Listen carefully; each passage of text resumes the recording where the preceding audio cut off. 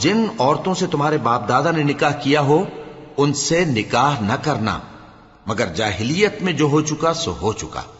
ये निहायत बेहयाई और अल्लाह की नाखुशी की बात थी। और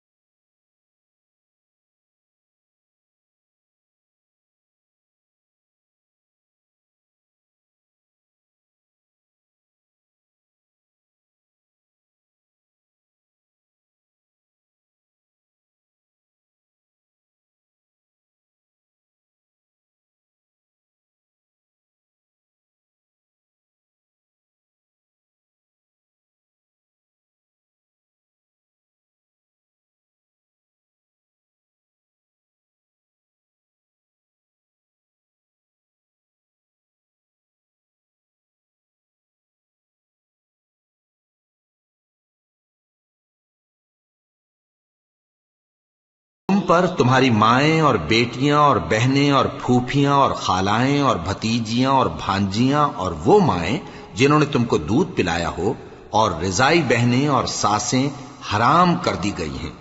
और जिन औरतों से तुम खलवत कर चुके हो उनकी लड़कियां जिन्हें तुम परवरिश करते हो वो भी तुम पर हराम है।